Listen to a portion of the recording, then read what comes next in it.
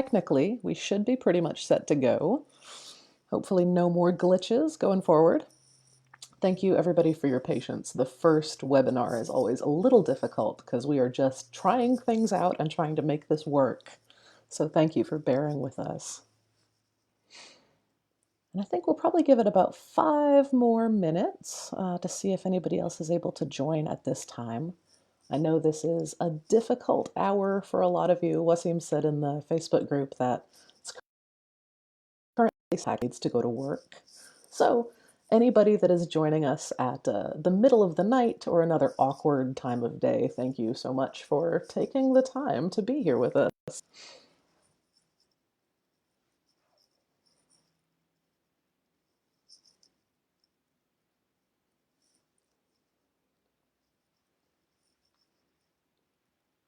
So currently it's winter in the north of the US, all of the US. So it, I assume, is probably much nicer weather where some of y'all are. We just had a little bit of snow in Oregon this morning, which is nice. I like the snow, but I'm a little envious of those of you who might be in warmer climates.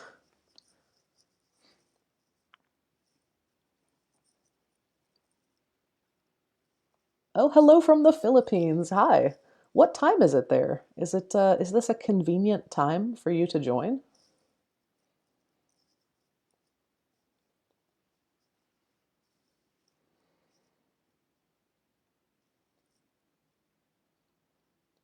In our sign up form, we had a whole lot of folks from the Philippines, so I'm excited to learn a lot more about languages of the Philippines and the general language situation there. Hello, Margaret. Thanks for joining us. And we'll go over some of the technical stuff in a minute, but just be aware there is a delay between when you type things and when you'll see my response. There's a little bit of a lag, so if I don't answer right away, it's not me ignoring you, just be patient.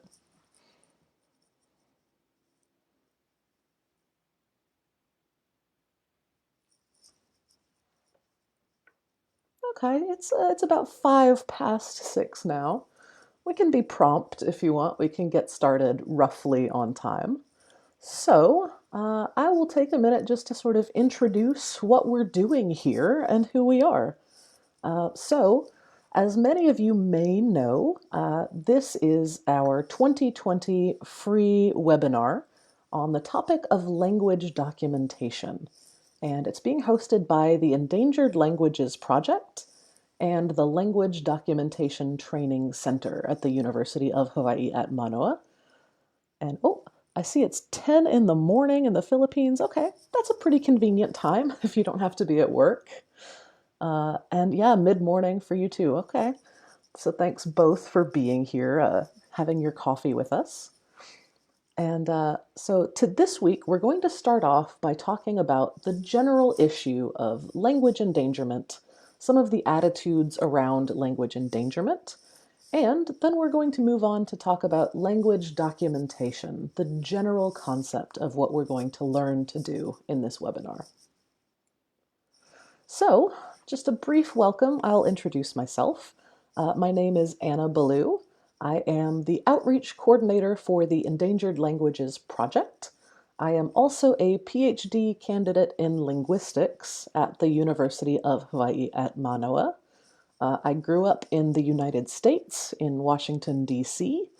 My family roots are in the south of the United States, in the Appalachian region of Georgia.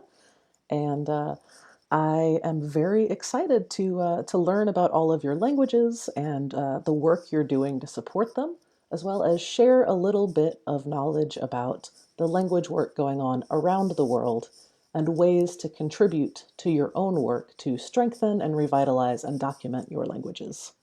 So that is the point of this webinar. It's all of us coming together to share what we know about language documentation, to share ideas, best practices, resources, methods, technologies, and so on. So every Monday for the next 8 weeks, a different person with expertise in some part of language documentation will lead a workshop session on a topic related to language documentation. And there is a link to the weekly schedule there in the slides.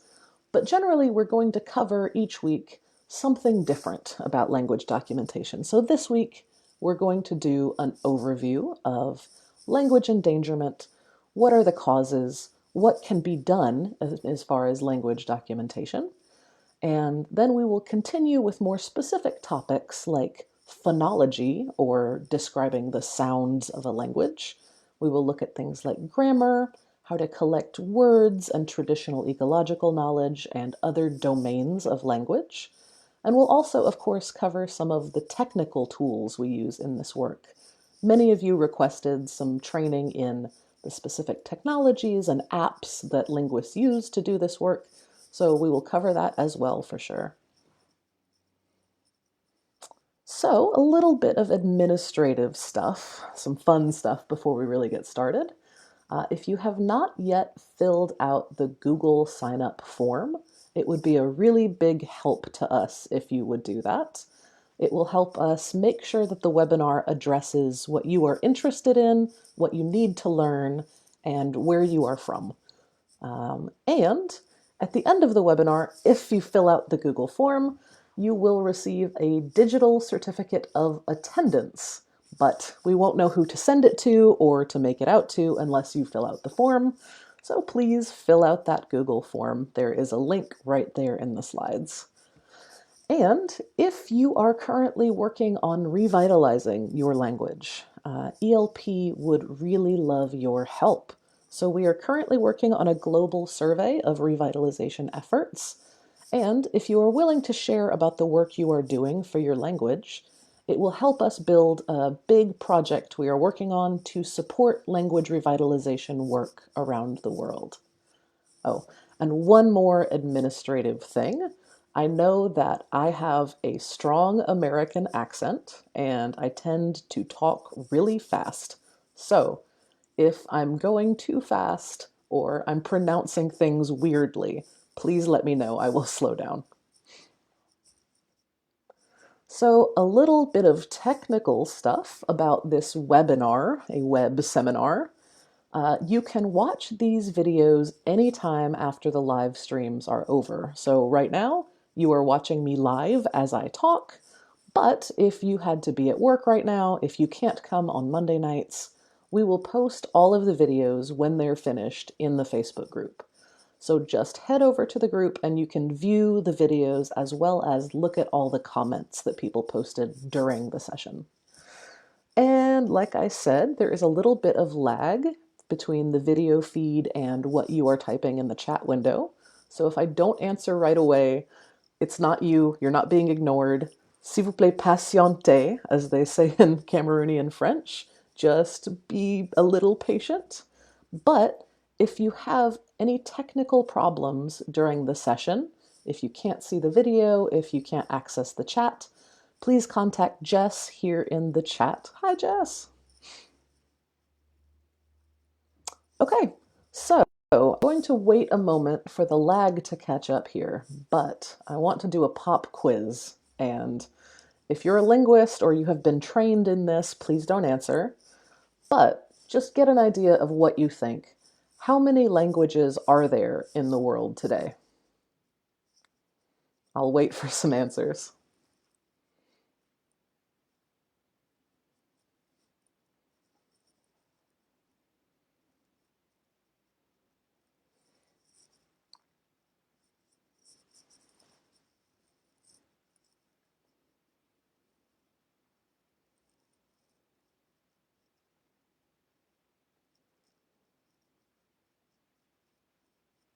And looking at my other little screen here, it looks like we're on about an 18-second delay. So it will be about 18 seconds between any questions I ask and y'all typing.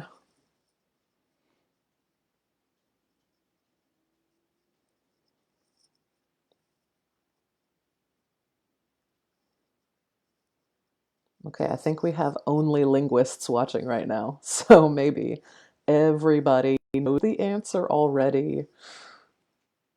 Spoilers, it's about 7,000 languages that exist today, which is a huge number. It's an amazing number. But most of those languages are not spoken by large populations, and a lot of them are in danger of falling silent. So there's this nice statistic that illustrates things. About 96% of all of the languages in the world are spoken by about 4% of its population, which means that the vast, vast majority of languages are spoken by really, really, really small populations. And that also means that 96% of people in the world speak one of the world's major languages, right? So 96% of people speak about 4% of the world's languages. It's a very interesting situation we're in globally right now with a few strongly dominant languages. So, when we talk about endangered languages, some people may be more familiar with that term from the biological diversity world. So, we hear a lot about endangered species, but actually, languages as well as species can be thought of as endangered. And this means that they are at risk of not being spoken anymore. That could happen really, really soon, maybe in a few days. It could happen in a few generations, maybe a few decades or even a couple of centuries down the line. It happens often in today's world. Hundreds of languages have fallen silent just in the last 60 years alone. And based on the calculations that we have done at the University of Hawaii with the Catalog of Endangered Languages project, language loss is now happening faster than at any time in known human history. We don't know of any time in history when we have lost languages as quickly as we are losing them now. So about 46% of all of the world's languages are currently at risk of falling silent. And this comes from the Catalog of Endangered Languages, which is the academic database which provides language information to the Endangered Languages Project. So the question really is, why is this happening? Why are we losing languages? And why is it happening faster than ever before? If you look at this map, you'll see that languages all over the world, especially, oddly, around the equator, are strongly endangered. And so what are the factors that are causing this issue worldwide? First, I think we should address an attitude about language endangerment that is very popular in the common discourse, in how many people think about language. So let's go back a second. How many of you have ever said that we would all be better off if the world spoke just one language? Have you ever heard someone say, well, we don't really need all these languages. We can all just speak English or Mandarin or Hindi or Arabic. Many, many people have this attitude that language diversity is not useful. So there is one common attitude around the topic of language endangerment. Another common attitude, unfortunately, is that languages are lost because they don't belong in the modern world. There is a very dangerous line of thinking where people will call some languages primitive or unfit for the modern world or too simple to be used in today's complicated world. And that attitude is not only wrong from a scientific perspective, but it also contributes to the continuing loss of languages. So I would love to bring up a quote from one of the earliest linguists to study this issue. Morris Swadesh, back in 1948, said that the factors determining obsolescence of language are non-linguistic. So let's put that in sort of normal people terms. That means that languages do not become endangered because they are too complicated or too simple. They don't become endangered because they're too hard to learn, right? Any human child can learn any human language. It has the biological capacity to learn any human language, right?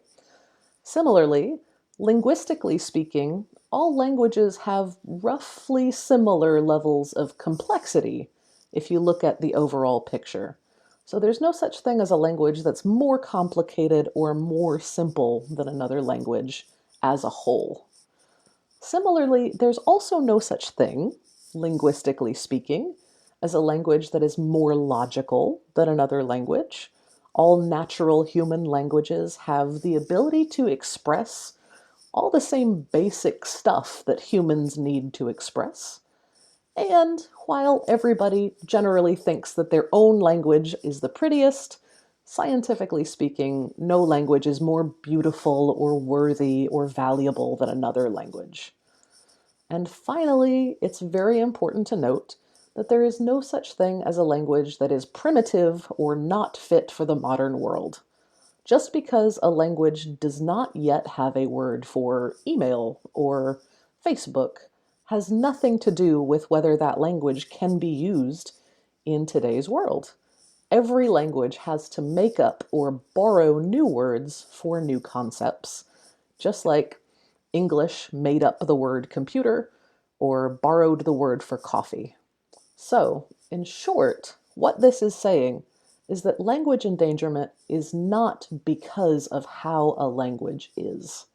The language itself has nothing to do with whether it will grow strong or become endangered. So, if that's the case, what does cause language endangerment? Well, many of you will not be surprised to hear that it is, in fact, systemic issues that affect the people who speak endangered languages that causes language endangerment. Language endangerment is essentially a social issue, not so much a linguistic issue, scientifically speaking. So let's talk about some of the really broad categories of causes of language endangerment. First, there's the really bad stuff, the extreme cases of language endangerment, such as genocide, war, rampant disease, natural disasters, settlement colonialism of the kinds you find especially in North America and Australian contexts, population collapse, or anything else that endangers the physical safety of people who speak a language.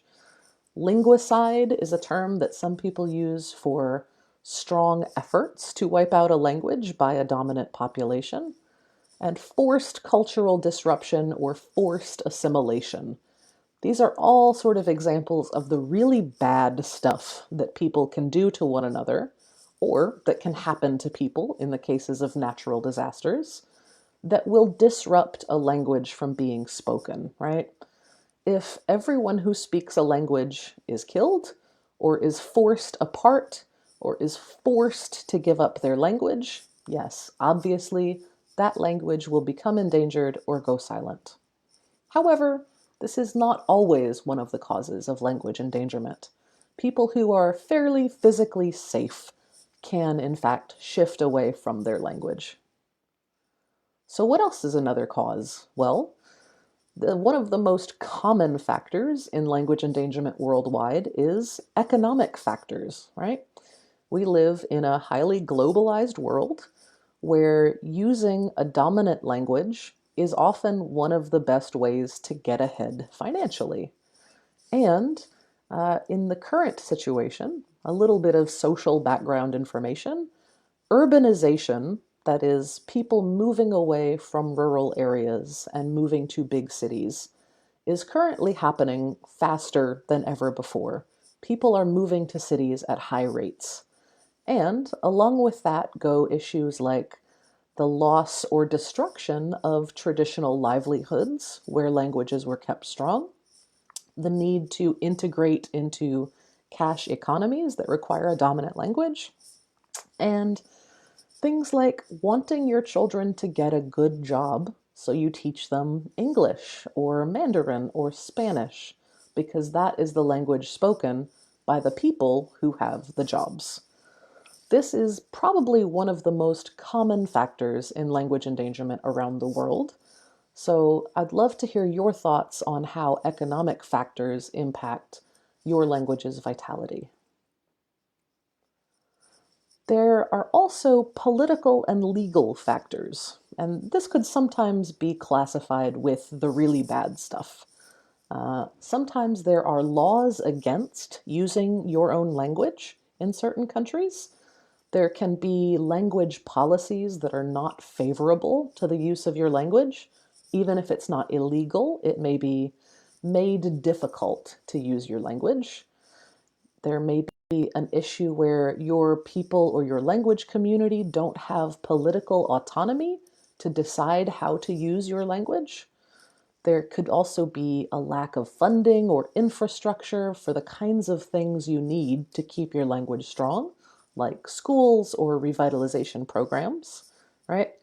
And so in the US, for example, sometimes you see these people calling for English only policies.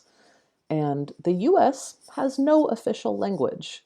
All languages legally should be equal in the US. However, an English-only policy would be an example of a very unfavorable language policy.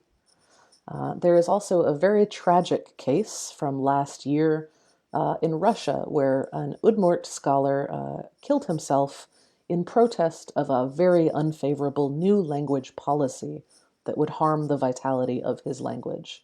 And so matters of legal and political repression of language can have very tragic outcomes. And finally, one of the other big categories of language endangerment causes is the social stuff, the attitudinal stuff, right? Things that have to do with how people think about languages. So, for example, I've interviewed a lot of parents about whether and how and why they are passing on their language to their children. And one thing that I hear over and over again is that I am only going to speak French or English or Spanish or whatever the dominant language is. I'm only going to speak that dominant language to my child because I want my child to be an important person. So even parents in communities that speak endangered languages can have sort of this internal stigma, this internal looking down on their own language because they think that it's not associated with being an important person in society. There are also issues like multilingualism, right? Multilingualism is normal in pretty much every part of the world, but some people think that if you speak more than one language to your kid, they won't learn each language well. This is not true from a linguist's perspective, right? Children are great language learners. They can very easily learn multiple languages and speak them really, really well. But this attitude that speaking my endangered language to my kid will hurt my kid's ability to speak English or Mandarin or whatever, this is a really common attitude. There are also some common attitudes like, oh, my language is for rural people, or oh, this language is for old folks. It's a thing of the past, or I'm embarrassed about my language because people made fun of me in school for speaking that language. So, language loss and language transmission is a social behavior that people do because of how they feel about language. And so attitude factors are a really crucial thing to understand when you look at your own language and its vitality situation. I would love to hear from you about the attitudes in your community about language and which languages are important or valuable or good to speak. And finally, some of you may have heard something about killer languages, right? This is a term you will hear thrown around occasionally, like English is the killer language, like English is a big fish and it's eating all of the other little language fish in the world. That's not quite right. What it is not English, the language, because remember, languages don't become endangered because of anything about them. They become endangered because of issues relating to their speakers. So there aren't killer languages, there are just languages with more powerful speaker populations on a political level or an economic level, or there are just more of them, whatever. But in almost every case, there's more than one factor at play. So there are almost always attitude factors, sometimes physical factors, economic factors, political and legal factors. It all comes together to cause language endangerment. And while every single situation of language endangerment is different, looking at some of these big patterns can help us understand how to address the problem.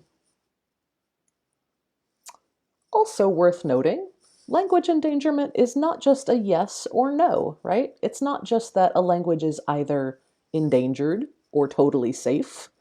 It's a scale. There are many different kinds of language endangerment. So at the far green end, there are languages that are a little bit at risk, like Sasak, spoken in Indonesia. It has about 2 million speakers, but even a language with millions of speakers can be at risk because not all children in the community are learning that language. And in the middle is the language I work on, Iasa, in the south region of Cameroon. There are about 2,000 speakers, and not all children in the community are still learning to speak it. And then on the critically endangered end, especially in North America and Australia, there are many, many languages that have just a small number of elderly fluent speakers still living. And this is the most critical situation for language endangerment, when you only have a small number of elders left who know the language very well. And finally, in the most extreme cases, languages can fall dormant. And that is the term we use instead of dead or extinct, because the term dead is very permanent. A dead thing cannot be brought back to life. However, dormant just means sleeping. So with a lot of work and enough documentation, a language that no longer has any living speakers can be brought back and spoken again. So who cares, you might be asking? Well, hopefully, because you are in this webinar, you already care, and you already agree that languages matter. The loss of language around the world is an important crisis that we need to be devoting our attention and support to. But just in case you need some talking points for people who are not convinced, you can tell them that languages are really important to cultural and spiritual and social identity, right? Many people feel that they are not truly a member of their group or their nation or their tribe unless they are good at speaking their language. Some people feel that they cannot fully participate in spirituality or religion without knowing their language. So it can be a really wrenching personal identity crisis to not have access to your heritage language. Similarly, the arts and humanities would be much, much poorer without the songs and stories and poems and oral traditions of many, many of the languages that are currently at risk. If you are interested at all in human heritage, you should be interested in keeping around all of the thousands of years of history and art and human experience that are encoded in language.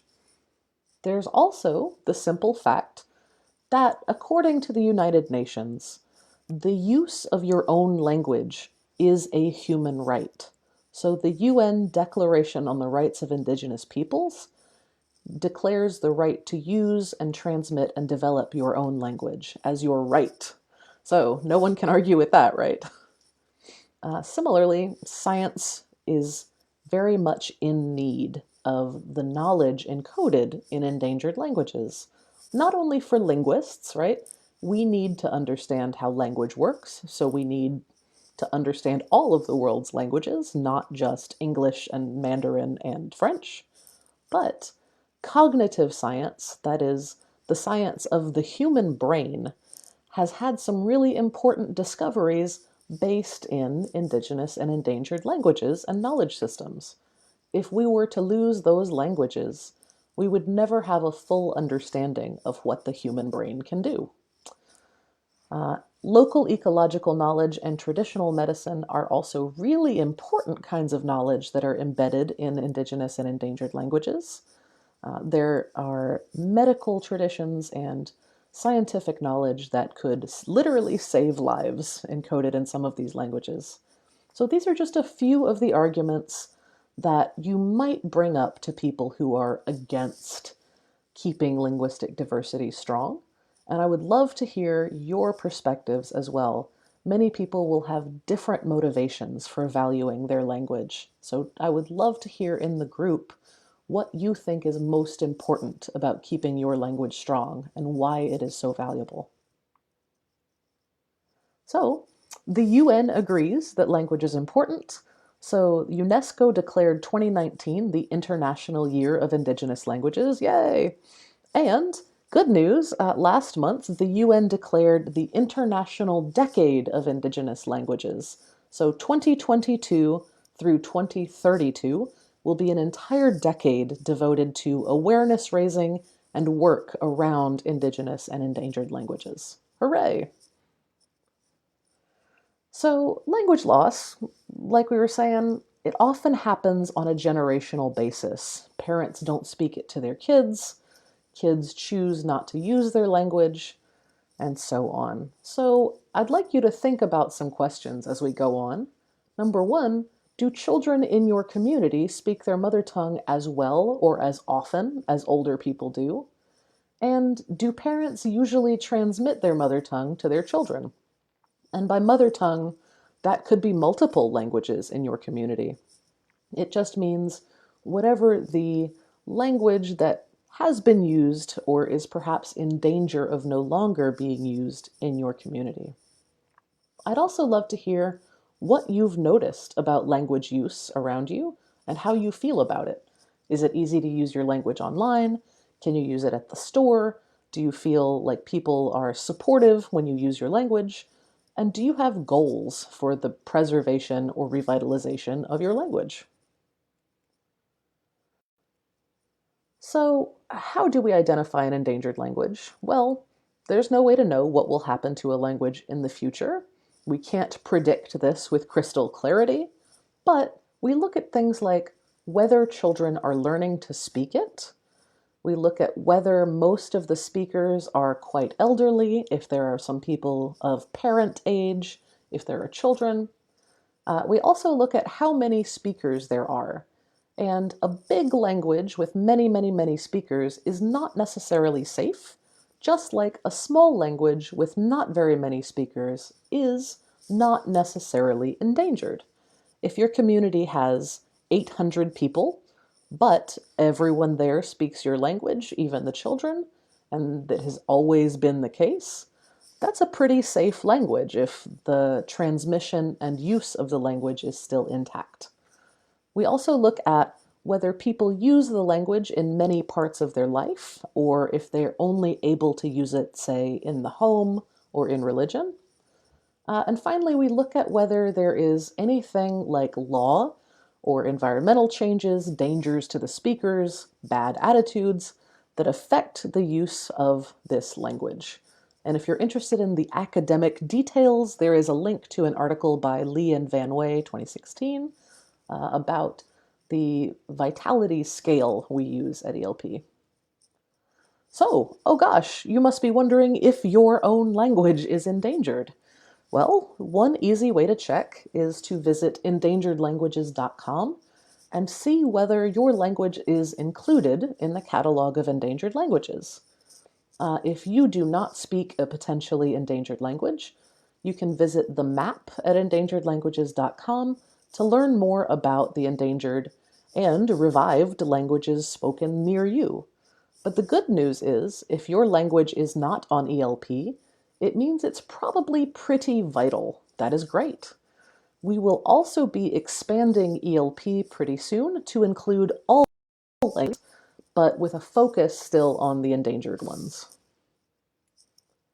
So, It's scary to think that we are at risk of losing up to half of the world's languages, but the good news is that people around the world are hard at work to document and revitalize these languages, using all kinds of methods from classroom language teaching to summer camps to songs and performance art and books, right? There is a lot of incredible work going on in every country to document and revitalize languages. So, what we are going to talk about in this webinar for the next few weeks is one of the most crucial steps you can take towards helping strengthen your language, which is language documentation. What is language documentation? Basically, we are creating lasting and multi-purpose records of a language. That's not super clear. So, what does that actually mean? Lasting, we don't want to just make recordings and throw them in the trash, right? We want people in the future to be able to access these records.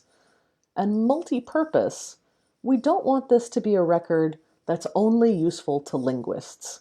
We don't want this to be a record that's only useful to biologists. We want this to provide information about a language to all kinds of different folks.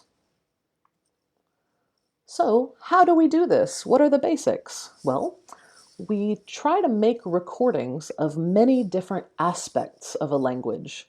So, the grammar, the sounds, the way people tell stories, the way you make a funny rhyme in this language, all of it. And we make recordings and notes about the ways the language is used. So, which languages in this community do you use with your friends?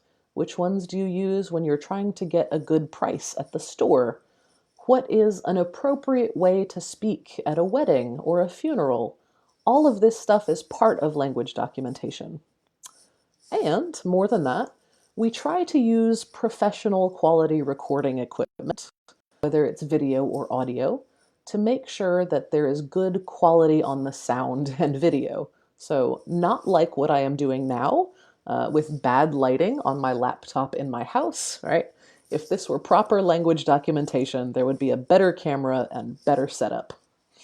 And we keep these recordings in an archive, if possible, so that they will last a long time, so that people many, many generations in the future can still access and learn about these languages. And finally, if you are a researcher, if you are a linguist or an anthropologist or some other manner of scholarly type person, you can also do studies of a language. You can look at the grammar or the norms for using it. So this raises the question, what should we document when documenting a language? And the short answer is everything. Everything. So generally people start with lists of words and sentences, because that's a pretty clear and easy place to begin. Whether you know a language well because it is your own language, or if you are an outsider who is recording a language you do not know, words and sentences are a good place to start. And then, generally, you can move on to recording stories, songs, poems, recipes, your favorite proverbs, instructions on how to make fishing nets, your auntie's favorite joke, whatever.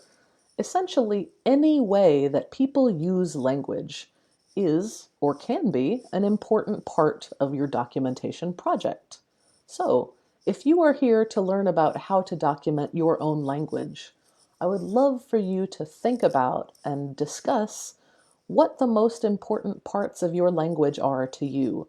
Do you really love how people make poems in your language?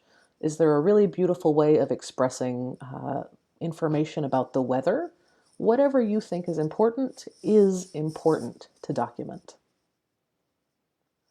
One important note though, we don't document things that are private or secret or not okay to record. This can be a really big deal in a lot of communities. There are some things that are not okay to share, and they are not okay to be told to others.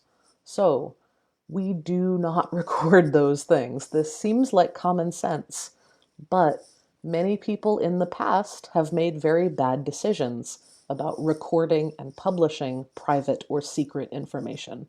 So we can talk about ethics a little bit later if you like. We'll have a session that touches on that. But there are some great readings on this topic, specifically about ethical behavior in language documentation. And there are some links there in the slides if you would like to read those. So, one more thing, if you're thinking to yourself, my language is not on endangeredlanguages.com. I don't think it's endangered. Should I do language documentation? Well, yeah, why not? So even if your language is strong and people speak it all the time and children speak it and are learning it, it may still need to be documented. Your language could be strong, but under-documented. How do we know? Well, basically, if your language is not English, Mandarin, Arabic, French, German, Spanish, Russian, Japanese, or Korean, it might be underdocumented. We do not have very robust information or robust data sets about most of the world's languages. So if there is not a huge Wikipedia in your language, and there's not a TV channel in your language, and there aren't a million academic papers about your language, there's still a lot of work to do. So documentation would be a very useful contribution. So a few exercises for this week. We're going to continue in future sessions to talk about specific methods in language documentation. The goal this week was to give you some background and a little bit of an overview of what language documentation is. So it might be useful to think about these questions and share and discuss your answers in the Facebook group. So first of all, is your language endangered? What is its LEI rating? That is its vitality rating. Is it threatened? Is it severely endangered? Is it just at risk? And if you are not a speaker of an endangered language, what are the endangered languages spoken near where you live? Because in almost every part of the world, there is an endangered language nearby. And if your language is actually endangered, what do you think is causing that? Why is this happening in your community? What are people's attitudes about their language? Are people proud of your language? Do they feel ashamed about it? Are they afraid to speak it because of political pressure? Do they not care? Right? In some parts of the world, speakers of endangered languages may be kind of neutral about whether their language continues to be spoken. And that's just as valid a response. You can't force anybody to care about or want to sustain their language. But I'd also love to hear about why your language matters to you, why you have taken the time to come and learn about documentation to strengthen and document your language. And finally, what would you like to document about your language? What are the things you are really interested in recording and sharing? So think about these questions and post in the group and we will discuss. I'm really interested to hear what the case is in your situation. And so now we have a few minutes for questions. I will be really happy to answer any questions that come up. There's a little bit of a delay on the feed again, so I'm going to give it a little bit for y'all to type any questions you have. But if you weren't able to attend the live session today, please feel free anytime to post your questions in the Facebook group. We have a lot of great folks with a lot of knowledge about language documentation in the group, including the other moderators at the Language Documentation Training Center. So one of us will be happy to step in and help you out with any questions.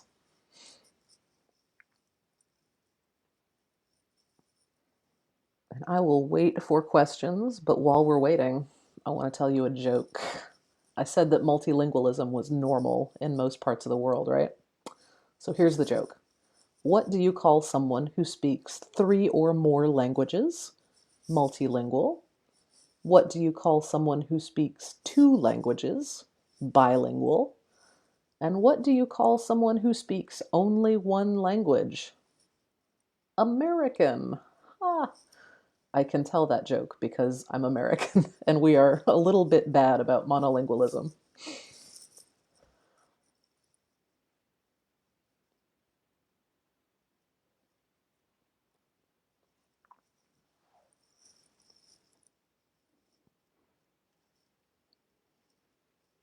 And also, if this time is not convenient for you, we tried to have a poll to determine what was easiest for everybody. But if Mondays at 3 p.m. Hawaii time are not good for you, please let us know and we'll see what we can do about the scheduling.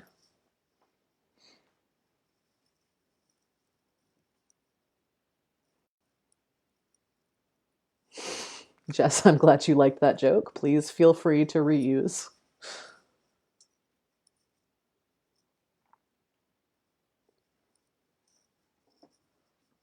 Let's see, I'm just going to scroll back up in case anybody had any questions. You're very welcome, Miriam. I hope to hear more about your language context in the group.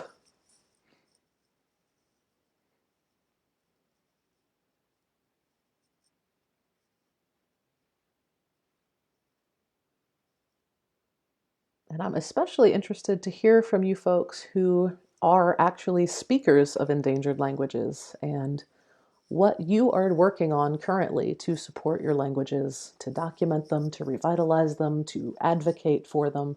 I would love to hear more about your work.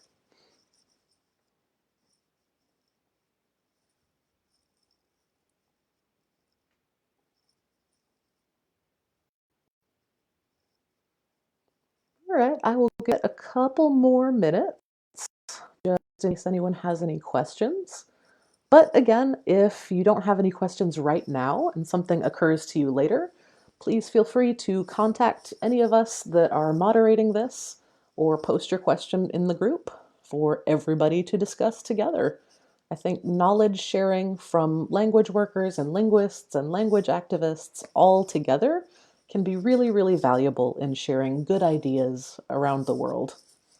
Because it can be a little bit lonely to feel like you're the only person in your community working on language, or that nobody around you cares or knows what you're trying to do.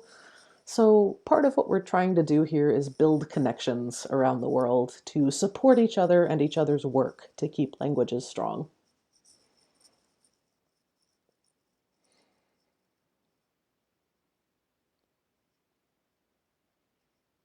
Well, all right, y'all. If there aren't any questions, then I hope to see you next week at p.m. Hawaii time here in the Fade will the same way today. Oh, right. Well, awesome. Love to hear more about your experience. So I look forward to reading all of your posts in the group, and we will talk to you next week, everybody.